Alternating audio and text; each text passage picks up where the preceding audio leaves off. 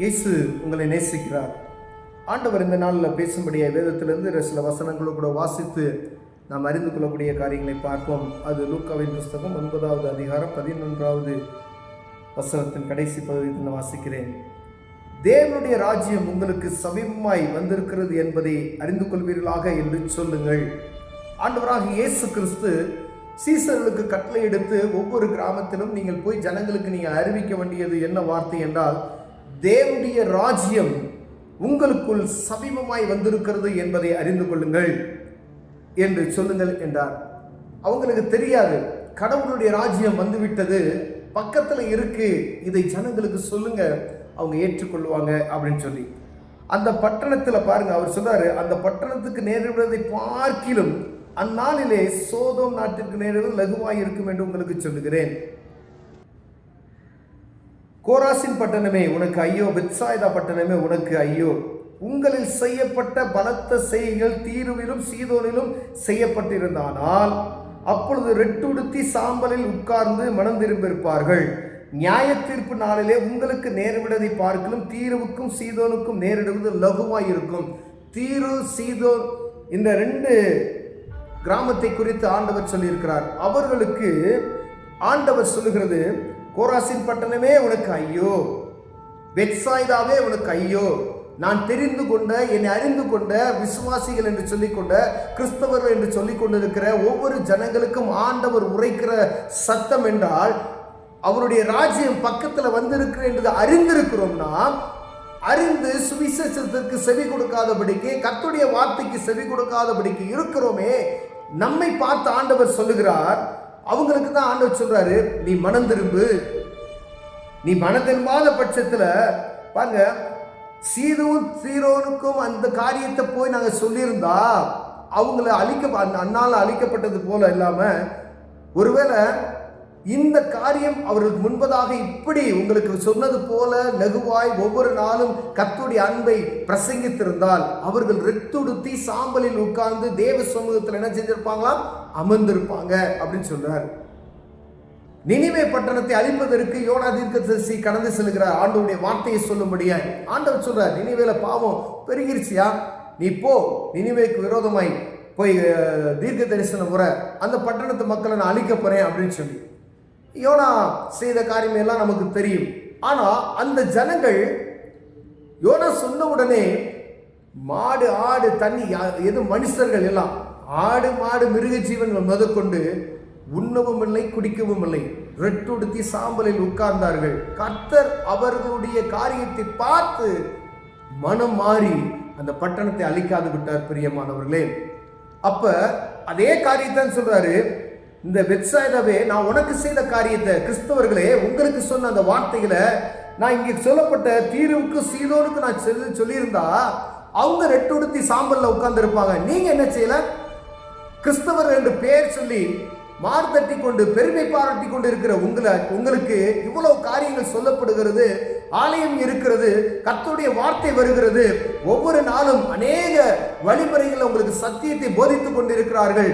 ஆனா நீங்க என்ன செய்யல? மனம் திரும்பல. அதற்கு நான் என்ன சொல்றேன், ஒருவேளை நீ மனம் திரும்பாத பட்சத்துல நீ அந்த நியாய தீர்ப்பின் நாள்ல உங்களுக்கு நேரிடுவது, அதாவது அவங்க இவங்களுக்கு சீதோன் தீருன்ற நாட்டுக்கு நேரிடுவது லகுவாய் இருக்கும்.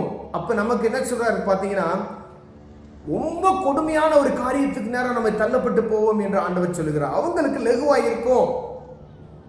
அவங்க அழிக்கப்பட்ட அந்த கிராமம், அழிக்கப்பட்ட அந்த சன்னதிகள் பாவத்து நிமித்தம் அழிக்கும். ஏன்னா அவங்களுக்கு நமக்கு கிடைத்தது போல கர்த்தருடைய வார்த்தை இப்படி வரல, ஆலயங்கள் இப்படி பிரசங்கிக்கல, வீடுகள் தோறும் பிரசங்கிக்கல, மொபைல் போன்ல பிரசங்கிக்கல, டிவியில இப்படி மெசேஜ் வரல, அனுதினம் உங்க போதகர் இப்பொழுது வார்த்தைகளை, அன்பான வார்த்தைகளை சொல்லல, கர்த்தருடைய ராஜ்யம் அருகில் இருக்கு என்று அவங்களுக்கு சொல்லல.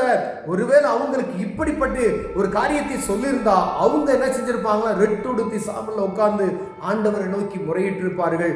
அவர்கள் என்ன செஞ்சிருப்பாங்க? மனந்திருப்பாங்க. நீ மனம் திரும்பல அப்படின்னு சொன்னா அவங்களுக்கு என்ன செய்யுமா? குற்றங்கள் குறையும், நமக்கு என்ன செய்யுமா? அதிகமாகும் என்று சொல்லப்படுகிறது. பிரியமானவர்கள், அப்ப ஆண்டவருடைய பாரத்தை பாருங்க.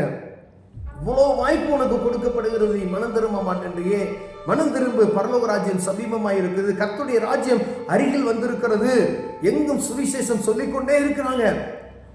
எந்த சர்ச்சில் கர்த்தருடைய ராஜ்யம் அருகில வருது என்று சொல்லலையோ அப்ப எச்சரிக்கையா நீங்க இருந்துக்கங்க. சர்ச்சில் இந்த காரியத்தில் நீங்க சொல்லல அப்படின்னா நீங்க கவனமா இருக்கணும். ஆண்டவருடைய பிள்ளைகளா இருக்க நான் கிறிஸ்தவன் என்று சொல்லிக்கொண்டு ஒரு ஆலயத்துக்கு நான் கடந்து செல்கிறேன்னா அங்க நீதி, நியாய தீர்ப்பு, பாவத்தை குறித்து கண்டித்து உணர்த்தாத சபை அது கர்த்தரால் அங்கீகரிக்கப்படாத சபை என்பதை நீங்கள் அறிந்து கொள்ள வேண்டும் பிரியமானவர்களே. அது அங்க நீங்க போவது ஒண்ணு, போகாம இருப்பது ஒண்ணுதான். இந்த 3 காரியத்தையும் ஜனங்களுக்கு பிரசங்கிக்கும்படியாவே ஆண்டவர் சபைகளை உருவாக்கினார். அதற்காக தான் சீசர்களை உருவாக்கினார். அதற்காக தான் சபைகளை உருவாக்கி அங்கங்கே ஆண்டவருடைய சத்தத்தை, காரியத்தை சொல்லுவதற்கு உருவாக்கினார். வேத புத்தகத்தை பகுத்தறிந்து ஜனங்களுக்கு போதிங்க என்று சொல்லிக் கொடுத்திருக்கிறார் பிரியமானவர்களே. அதுக்கு தான் சபை.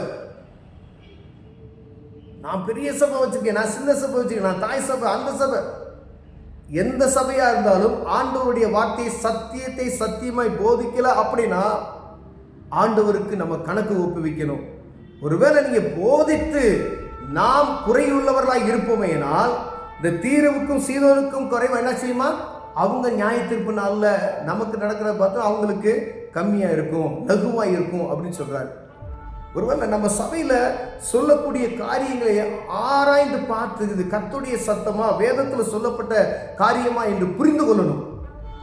அதன் சத்தத்துக்கு செவி கொடுத்து உங்களால் இயன்ற மட்டும் நீங்க நடைமுறைப்படுத்துவீர்களானால் ஆண்டவர் உங்களை ஆசீர்வதிக்க வல்லமையுள்ளவராக இருக்கிறார். கடைபிடிக்காத காரியத்தை, அதாவது ஆண்டவர் சொல்ல கடைபிடிக்க முடியாத எந்த காரியத்தையும் வேதத்தில் எழுதி வைக்கல. நம்முடைய இருதயம், நம்ம மாமிசம் பலவீனமானது, அது சோர்வானது, ஆனா ஆவி உற்சாகமானது என்று சொல்லுகிறார். கர்த்தருடைய வார்த்தைக்கு செவி கொடுப்பதற்கு நம்ம ஆவி உற்சாகமாய் இருக்கிறது, நம்ம மாம்சம் என்ன செய்யறது? விளைவினமாய் இருக்குதுன்னு சொல்ல. அந்த மாம்சத்தை நீங்க ஒடுக்கும் பொழுது ஆண்டவர் உங்களுக்கு பலனை கொடுப்பார் பிரியமானவர்களே. இப்ப கர்த்தருடைய சத்தம் உங்களுக்கு வருது அப்படின்னு சொன்னா கவனமா இருந்து கொள்ளணும். ஒரு குறிப்பிட்ட வார்த்தை மீண்டும் மீண்டுமாய் ஒரு சபைக்கோ, மக்களுக்கோ, ஜனங்களுக்கோ, ஒரு குறிப்பிட்ட ஆட்களுக்கோ திருப்பி திருப்பி சொல்லப்படுகிறதால் ஆண்டவர் என்னோடு பேசுகிறார் என்பதை நீங்கள் புரிந்து கொள்ள வேண்டும். கர்த்தருடைய ராஜ்யம் அருகில் வந்துவிட்டது என்பதை புரிந்து கொள்ள வேண்டும். உங்களை விசேஷமா ஆண்டவர் தெரிந்து கொண்டு இருக்கிறார், நீங்கள் புரிந்து கொள்ள வேண்டும். தேவ சமூகத்துல பாதப்படிவிட்டு ஆண்டவரே நான் என்ன செய்யணும்னு சொல்லி நீங்க முறையிடும் போது ஆண்டவர் உங்களுக்கு செய்ய வேண்டிய காரியத்தை கற்றுக் கொடுப்பார் பிரியமானவர்களே.